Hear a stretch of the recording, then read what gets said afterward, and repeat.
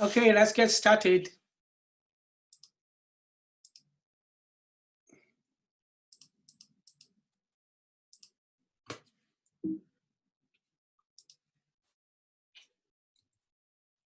So this will be our last section of the biochemistry 14 class. We'll focus on the information pathway, which include the DNA replication, DNA repair, and then transcription and the protein synthesis. And you see we have only 2 more weeks, we'll finish the class. And I want to emphasize this last 6 lectures, or like last 6 lectures, they will be the focus of the final exam. So we'll have maybe 2/3 of the questions come out of from this last part of the class. And so I hope you pay attention to this.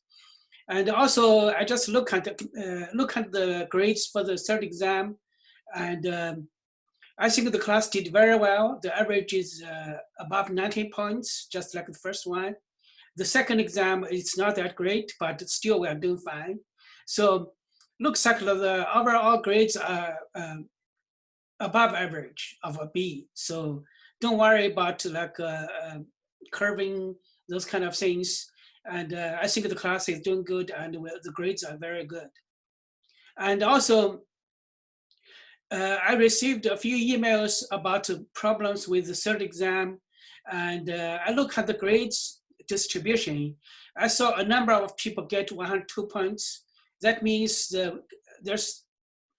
I'm pretty much sure there's nothing wrong with the exam. So maybe someone's computer or connection have a problem. But overall, the exam, we checked it very carefully several times, both me and the TA. And the grades, I think over 20 people get 102 points. That means they got everything correct. And I think it's unlikely there's some errors with the exam. So now we move on to talk about the topic today. We'll talk about DNA replication. And this is a very interesting topic. It's essentially based on what we talked in the last 2 lectures of the last part, the nucleic acid structure and the recombinant DNA technology. And then we get to this part, which is DNA replication. And we know we have a very large genome, like in human genome, we have 3 billion base pairs of DNA, which contains roughly 25,000 genes. And you see this DNA, they're organized on these chromosomes, and they are very compact structure. And every time when the cells divide, like cells in our body divide, the DNA in each of the cell will be copied exactly to the new cells. So think about this big, huge number. You can imagine it's a very, very complicated process of cell division. And here I show you in a picture, which is where cells dividing, and you see those chromosomes. It's getting put apart into 2 daughter cells. So this is like a picture of the chromosome when, like, before the cells divide. And you see they have this X-shaped structure, and a lot of DNA actually organized around this in this X-shaped structure. But with the cells, after they divide in the normal growth period, they do not organize this. It's like for the information to be accessed, the DNA is not organized orderly. And So in the last lecture, we talked about the double helix, and that is the basic structure feature of DNA. But of course, with those 3 billion base pairs of DNA, they cannot exist as this naked double-strand DNA in random fashion. That will be a big problem for the information to be read out. They have to be organized in a certain way so that the information can be accessed readily. And you see, the first level of organization is what we call chromatin structure. So the DNA wrap around those histone proteins, like each 150 base pair of DNA wrap around one of those histone octamers. And then those histone octamers, they can further organize into this 30 nanometer fiber, which is looks like a double helical structure with nucleosome like packed against each other into this structure which have a diameter of 30 nanometers. And so this is what scientists observed with electron microscope, but we're still not clear whether DNA organizes this way when, like after cell division, like into the normal growth period. And then you see they can organize into this loop structure. Each loop contains 75,000 base pairs, and then 6 of these loops can be organized into one of this rosette. And then they packed against each other to form that. That is roughly what we see, like those units in the repeating units in that chromosome. So now let's look at some details about how DNA organized around in the nucleosome. And you see, this is each of the pieces of like segment of DNA, which is about 150 base pairs, wrap around the histone proteins. And they are in between. There's a histone 1 protein, which connects, they bind to the nucleosome between each of the units. And you see, this is like a beads on a string kind of structure, how the DNA organized. And if you look at the structure with the electron microscope of the chromatin, and you can actually see this kind of bead on a string kind of structure. And each of these beads can have 2 circles of DNA, which is about 150 base pairs. And in between, there's a linker region, which is a double-strand DNA exposed. And that region is about 50 base pairs. And the structure of the nucleosome have been very well studied, including using, like in the early days by X-ray crystallography, and in the recent years by electron microscopy and molecular details. And actually this year we conducted a study which includes a nucleosome structure. And so it is routine to see this large complicated structure with the electron microscope, because the size of this structure is a very good size to be observed clearly under electron microscope. And so this is the structure of a nucleosome core particle. And you see in the middle, this is the octamer of the histone proteins containing histone A, 2A, 2B, 3, and 4. Each of them have 2 copies, and they are color coded based on, you see the yellow one is histone 2A, the reddish colored is histone 2B, and the green color is histone 4, which you see 2 copies, and histone 3, 2 copies. And then the DNA wrap around these 2 circles of DNA, about 150 base pairs wrapped around this histone protein core. So these histone proteins are very highly conserved genetically, like among various kind of species, especially histone H3 and H4. And they are very important because they contribute to organize the genomic DNA of eukaryotic cells. For the bacteria, they not need, it's just one circular DNA, they not organize this. These are the how eukaryotic cells organize their DNA. This is a side view, and you see 2 circles of DNA wrapped around the histone proteins. And we'll talk a little bit more like later on about gene, like histone modification and the function of those modifications. And you see all the histone protein have like long extended tails extending out from the core particle. Those tails can be modified and they actually regulate the access of the information organized by the nucleosome. And so we have, like in the, before the third exam, we talk about the double helical structure of DNA. And we know it is the B form double strand DNA predominant in nature. And one very interesting property of the double strand DNA is that they can form supercoils. For example, if you open up this, like let's assume this is double strand DNA with 2 strands. If you open up one of the end, and then you introduce those supercoils in the DNA. And even, for example, some of the DNA purified from bacteria, like this plasmid DNA, this is not a supercoiled. And you see most of the others, they form supercoils of different degrees. And so this kind of supercoiled coils have to be resolved before the DNA can be replicated. And in the cells, both in bacteria and in eukaryotic cells, they have a family of enzymes called DNA topoisomerase. And these enzymes actually can resolve those supercoils because they can cut the DNA and then connect it back again. And then so that the force stored in the supercoil can be relieved. And so, for example, here, this is a proposed mechanism how it works. And this is supercoiled plasmid DNA, circular DNA, double-strand DNA. And this supercoil bind to the topoisomerase. And then the topoisomerase will cleave one with the strand. And then this, like the supercoil will be released.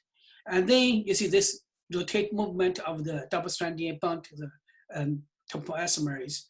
And then the topoisomerase will relegate the DNA back again, and then get it released. And you see after the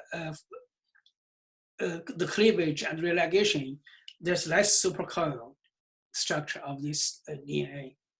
So the topoisomerase are very important enzymes because they are critical for the resolving the supercoils of DNA. So some of the inhibitors of the topoisomerase actually serve as anti-tumor reagents. Because if you cannot resolve the supercoils in a cell, and then that cell, the genetic information cannot be copied because the supercoil cannot be resolved. And they affect the replication process. So we talk about the double helical DNA, the B form double helical DNA, and we already talked about how DNA can be replicated, and each of the strand can be used as template to synthesize a new strand, which will eventually end up with 2 copies of the DNA, which have exactly the same sequence as the original one. And so this actually idea have been tested experimentally by Messersons and staff.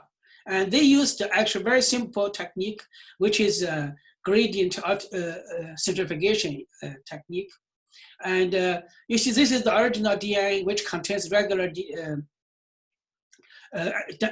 nitrogen isotope in the bases.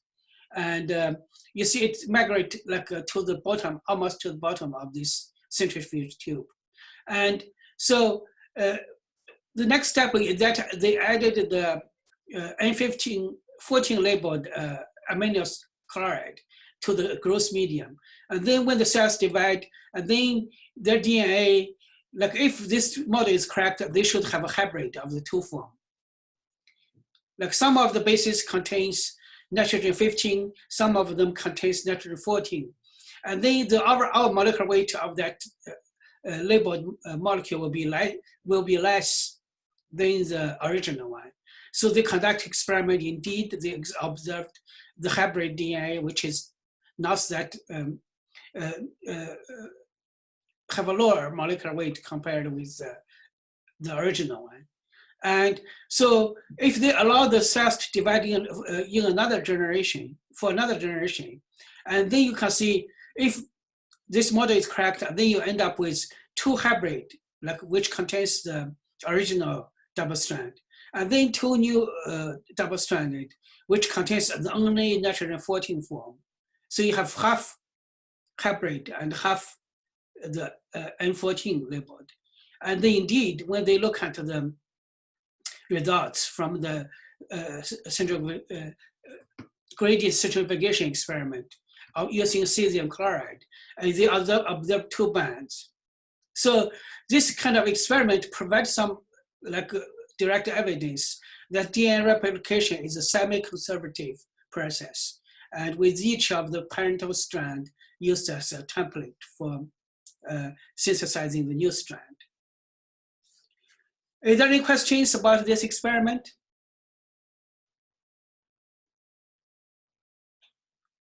So this is the experimental approach to provide evidence that DNA get copied when cells divide in a semi-conservative fashion. And okay, question? Yeah, I had a question. So how exactly is it separated by weight if generally speaking so if you have a molecule which is heavier, it migrates faster in the tube. Okay, got it. Yeah, this is just resolved by the difference of the atomic weight of the nitrogen isotopes. And they designed this experiment very nicely so that you can resolve those different species. Okay, got it. Thank you. Mm-hmm. So that is the model of DNA replication, because the genome, for example, the bacteria or the human genome, they're very big. Actually, DNA replication is a way more complicated process than we imagine in a test tube, like what we did by PCR. And you see, this is what we scientists observed, this what they call bidirectional DNA replication. So when DNA replicate, the cells like using molecules to open up the double strand, and then it will copy both of the strand in both directions. So then you will end up like when you, for example, you add when this cells start copying the DNA, you add some, for example, isotope of nucleotide to it, and then you can look at this DNA under by this radio automicrograph, and you see these are the replication fork of the DNA, and you see the strand which got replicated in two directions. So when the double strand got up and up, both of the strands serve as template, and both strands can be copied in both directions. So as we said, DNA, all the DNA polymerase in the cell produced in living in various kind of forms of life, they can only copy DNA from 5' to 3' end. So that means the new nucleotide can only be added to the 3' end of the growing oligonucleotide chain. And then immediately you see a big challenge, because how can you copy the other strand? Because when you open up, and it poses a challenge, because the enzyme can only do it in the from 5' to 3' direction. And so this problem actually got resolved based on the observation of this Okazaki, a Japanese scientist. He actually observed that the lagging strand got synthesized in as small fragments in the very beginning.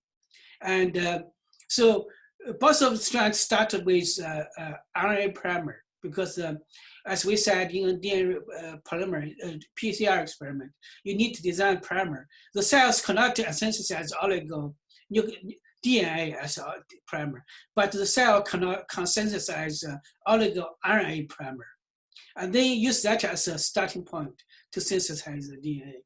And you see the leading strand can be synthesized continuously starting from that primer, but the lagging strand can only be copied as these fragments, with this, each fragment start with the RNA primer.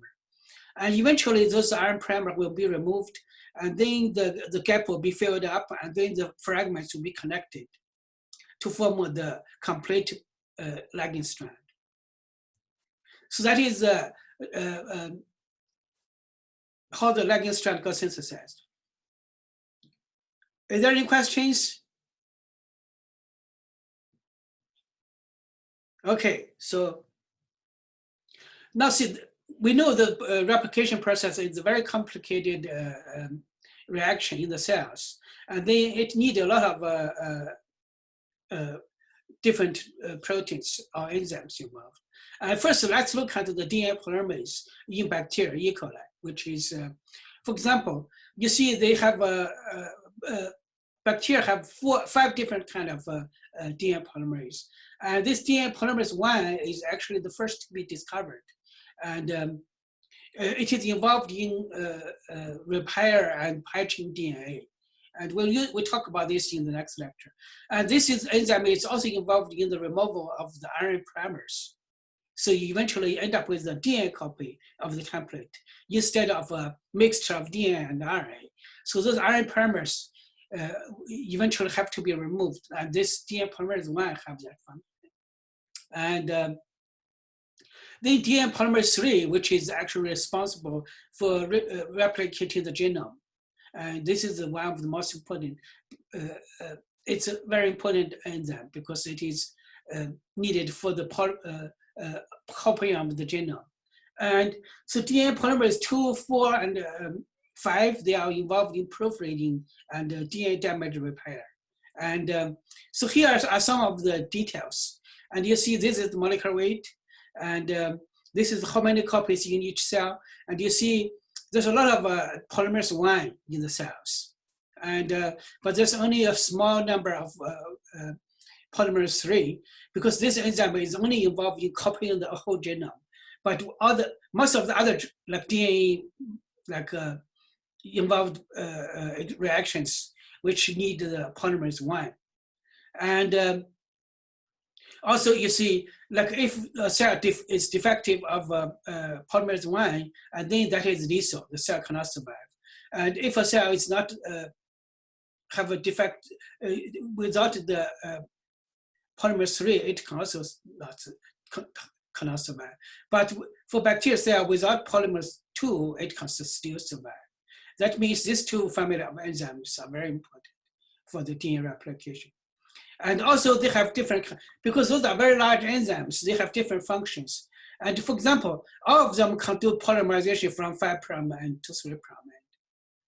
And you see that all of these enzymes have 3 to 5 exonucleases activity. That means if it puts something wrong, and then it can come back and remove it. But only DNA polymerase 1 have this unique 5' to 3' exonuclease activity. So that means it can remove DNA nucleotide from 5' to 3'. So this activity is needed to remove the RNA primers, which got incorporated into the replicating DNA. So polymerase 1 is very important. It's not only involved in the, for example, synthesized oligo strands, it is also involved in the proliferating process and removal of the RNA primer. But polymerase 3 do not have that function, because polymerase 3, the only function is to synthesize the whole genome. Now let's look at some of the details how this DNA polymerase works. And actually, the TAC DNA polymerase we used for PCR, it also belongs to this. It just have a similar structure and have similar function. And here, actually, this is the actual fragment of the bacterial DNA polymerase 1 called clean tag 1, bound to double-strand DNA. And you see, this is actually the catalytic part of the enzyme. And you see, it have this kind of hand-like structure with the fingers, thumb, and palm. And the template double-strand DNA actually comes through here. This is template double-strand DNA. And the active site of the enzyme is here. So we like a nucleotide, for example, ATP will come in and form a base pair with the T on the template strand. And then this polymerase will catalyze the formation of the phosphodiester bond between that A and the green and the existing DNA strand. And this is how it works. And if you look at what's happening in detail at the active site, and this is you see this is template strand, and that is the growing DNA strand. So when this nucleotide get into the active site, and then, for example, because here it's an A, and then a DTTP will come in, and it will form base pair with the A, and then the enzyme catalyzes formation of phosphate diester bond, which actually is a nucleophilic attack of the alpha phosphate. And you see this paraphosphate is released, and then you have new nucleotide attached to the 3' end of that growing DNA chain. So that is how the DNA polymerase works. So if we look at the details, actually, it is all the DNA polymerases have some conserved structure in the active site. And you see it have two conserved aspartic residues which coordinate with 2 magnesium ion. And one of both of these magnesium ion actually interact with that triphosphate group. And then you see it will position this alpha phosphate right next to the 3' hydroxyl group of the growing DNA chain, and then that is the template. So only when this base form a Watson-Crick base pair with the template, and then this phosphate will be positioned right next to the 3' end of that newly synthesized DNA, and then a reaction will occur, which results in the formation of a phosphodiester bond. So that is the schematic showing how it works, and this is the structure of the active site of DNA polymerase. And you see, these are the two first magnesium ion. It is interact with 2 aspartic residues, and then both of these interact with the triphosphate group of the new nucleotide enter the active site, and then this alpha phosphate is positioned right next to the 3' end of the growing DNA chain, and then it will launch nucleophilic attack of that alpha phosphate, resulting in the formation of phosphodiester bond. So that is how all the DNA polymerase works. And if you look at the active site, whatever species, whatever type they have, the active site is exactly the same because they catalyze the same chemistry by forming to form a phosphodiester bond in the DNA. So that is the catalytic how the DNA polymerase works. Is there any questions? I want to slow down a little. Is there any questions about the DNA polymerase, how it works? Dr. Lee, so this is all within the active site, correct? And this is like what's stabilizing and allowing for the reaction. It is happening, what's happening there. Of course, this enzyme needs to recognize the DNA template. It needs to bind to the newly growing DNA chain, and then it will position the template right to the active site so that the nuclear triphosphate will come in from base pair. And then the enzyme catalyzes formation of that bond. Yes, sir. And so, is it just 3 aspartic molecules that are interacting with the magnesium? Yeah, these 2 conserved aspartic residues, they actually coordinate with the magnesium ions. And those magnesium ions actually interact with triphosphate groups. Because those aspartic are negative charged, they should not interact with the triphosphate because the triphosphate is also negative charged. It's the positive charge on these magnesium ions are critical. Thank you. Mm-hmm. So we know, we talk about the different type of DNA polymerase. We know that polymerase 1 is very important because it can not only form DNA polymers, catalyze the formation of DNA polymers, it also can be have the activity of replacing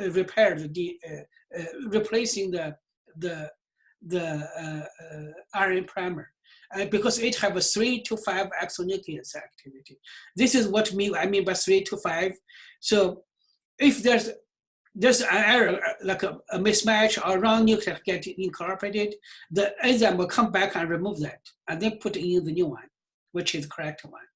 So every time we need to add one nucleotide, it check.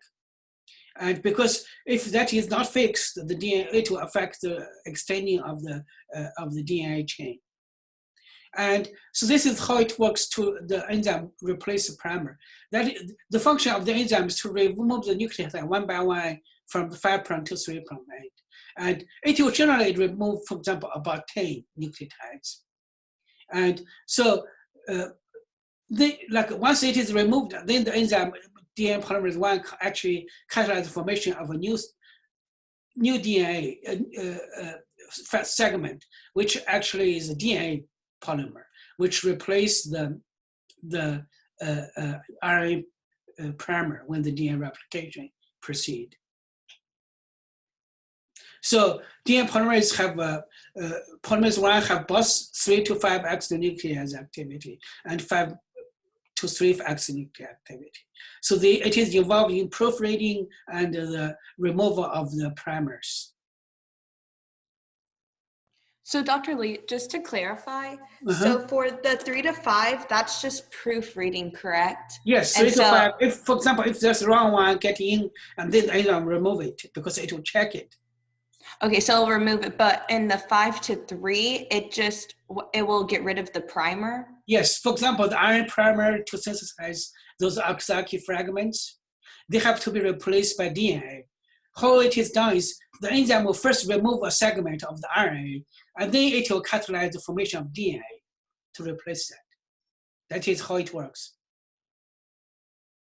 But it will not connect those fragments. So the cells need another enzyme called DNA ligase, which will connect those fragments. But the polymerase cannot do that. So now I'll give you a brief overview about all the critical molecules involved in DNA replication. And so the first one is topoisomerase, as we said, and it relieves the supercoils.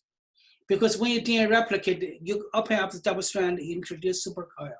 And if you cannot resolve those supercoil, DNA replication cannot proceed properly. And of course, this enzyme which is involved in the opening of the double helix, those enzymes are called helicase. They separate the double strand.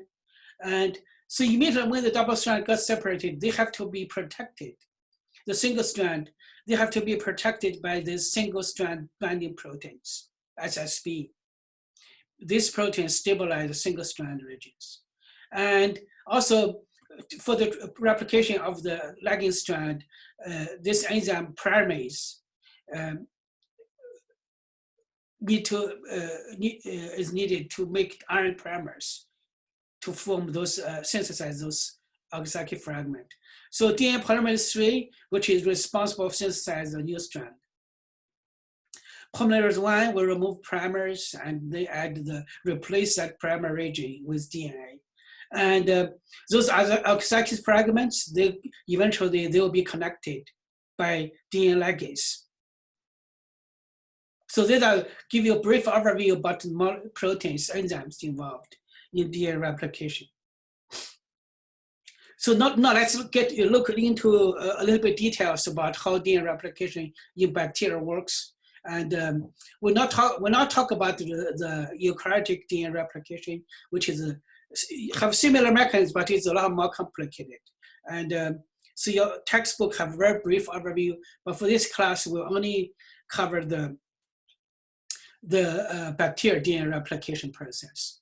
And so for for example, E. coli cell, they have a circular DNA, and when DNA replication occurs, they have to occur at a certain place called origin. So these origin places, they have a certain DNA sequence. And so it can be recognized by a helix called DNAB. This DNAB actually opens up the double strand. And so this DNC actually is involved collaborate with the DNAB to open that double strand. And then the primers will come in, which is called DNAG. And when the double strand got separated, this DNAG primers, it will come in to synthesize RNA polymer using that DNA as a template. So all the RNA polymerase, they synthesize oligonucleotides of RNA without the need of a template. So they can start with a single strand template without having primer. So this is because the genome, two strands of DNA have to be synthesized simultaneously, replicate simultaneously. And then the DNA polymerase in bacteria is actually way more complicated than we imagined. And here, this schematic shows you the components of the DNA polymerase in bacteria. And that blue region, those are the catalytic subunit. It's like the hand holding double strand, which have the magnesium and have catalytic activity. And you see this ribosome have two of the catalytic subunit. And also it have this central clamp loader. And you see, and then it have this green regions are DNAB and DNAG. They are involved helicases, and they are involved in the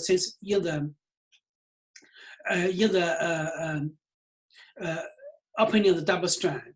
And this little green piece, that is the primer. Actually, when the primer is coming, it will synthesize the primer on the DNA single strand DNA template.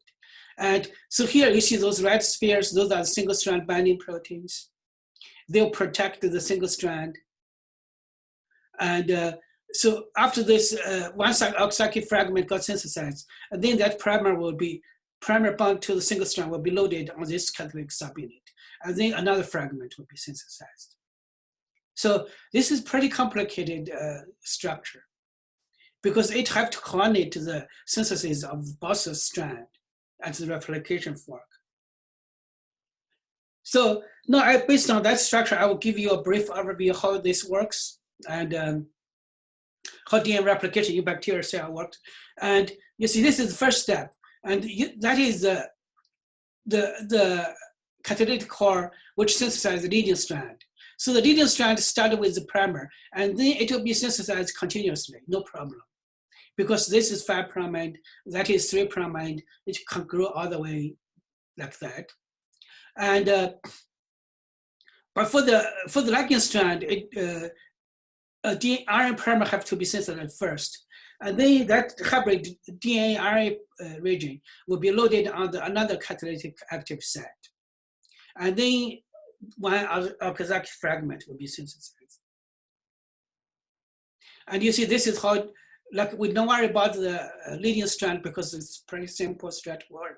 And but the ligand strand is complicated. And you see primaries, first the primaries come in, and it will use that single-stranded DNA as template to synthesize the RNA primer. And then it will actually, this DNA RNA hybrid region, it will be added to one of those loading clamps. And but not at this stage, you see this fragment got synthesized, and that fragment is leaving the active site. So now you see that RNA DNA hybrid got loaded on that beta clamp. So this beta clamp is essentially it like hold the double strand and on the catalytic subunit so that it does not float away with the DNA synthesis proceed. So that because the function of this enzyme is to copy this very long DNA genome, they don't want to stop frequently. They want to synthesize as many as possible as it proceeds. So that is the primer DNA hybrid loaded on this beta clamp. And so once this catalytic subunit finish one of the oxygen fragment, and then that fragment with this clamp, beta clamps, will actually be released from the active set. And then it will allow this new one to be, you see that is the one released because it is finished. that oxalic fragment is completed. And then this primer bound to the single strand will be loaded on the active site, catalytic subunit of the DNA polymerase. And then a new oxalic fragment will be initiated, synthesis will be initiated. So that is the ligand strand, and you see each of the fragment, first it's a primary synthesis on the single strand, and then it is loaded on this catalytic subunit, and then it is released. So each of this cycle produce one of the oxalic fragment. So the cells, like the leading strand is synthesized continuously, but the ligand strand is synthesized with the RNA as a primer. And so the cells need the DNA polymerase 1 to remove those iron primers because it have this 5 to 3' and exonuclease activity. It can remove all those RNA nucleotides. And then at the same time, this DNA polymerase 1 catalyzes the synthesis of a new DNA strand to replace that primary agent. And eventually, the DNA ligase, which will come in and it form a phosphodiester bond with those DNA fragments, with those oxalic fragments. So the bacterial cell synthesized with DNA with very high fidelity, and like the processivity of the process is over 500,000 nucleotides. So that means it consists of very long fragments in one run. And it regulates the DNA at almost 1,000 nucleotides per second. That's very fast reaction. And this process only make like 10 to the 1 mistake in every 10 to the 8th to 10 to the 10th base pairs replicated. So that is roughly correspond to like every 1,000 time division of a cell, one mistake might be introduced in the bacterial genome. So it's very, very precise reaction. And the reason for that fidelity is that the cells contains almost equal amount of each of the 4 nucleotides. The DNTPs are balanced. And the polymerase can do add nucleotide in 2 stages. One is for to form base pairing, and then to form the phosphodiester bond. And the enzyme have the 3 to 5 exonuclease activity, and that can be involved in replacing the wrong nucleotide getting incorporated. And even if there's a mistake, for example, a mispair, mismatch occurs, and the cells have other machineries which is involved in DNA repair. And we'll talk about those in the next lecture.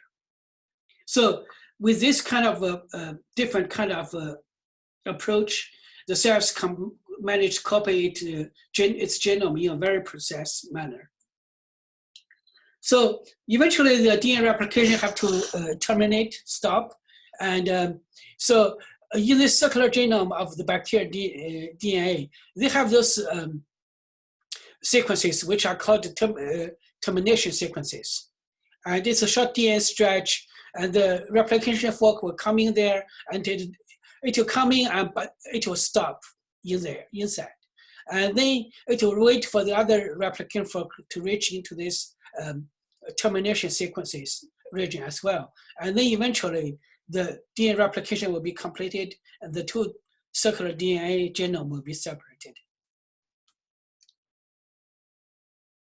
So, as I said, the eukaryotic cell replicate the genome in a similar fashion, and but there's one big challenge because the eukaryotic cells have a linear genome, not circular genome. And so the problem is that, like, for example, if you synthesize the leading strand, you have to use RNA primer, and then that RNA primer cannot be replaced properly.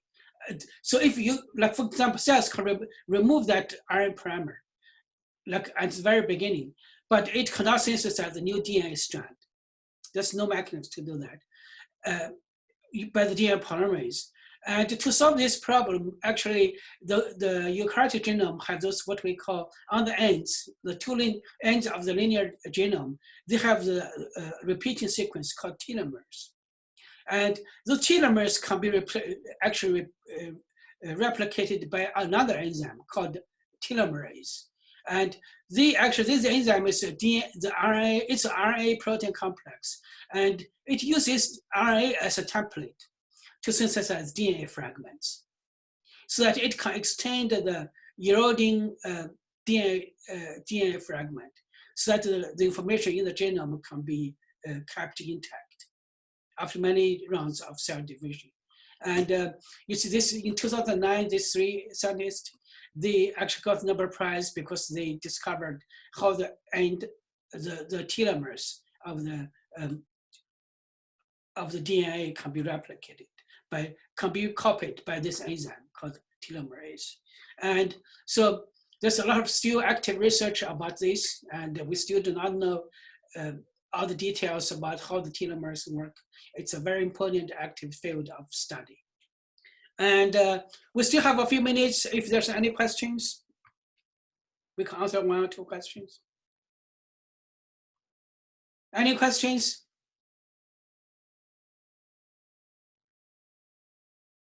So that is DNA replication. And I encourage everyone take some time, read the textbook. The textbook did a really good job getting a lot more details than we could cover in this very brief time. Any questions before we finish? Okay, if there's no question, I'll just stop here.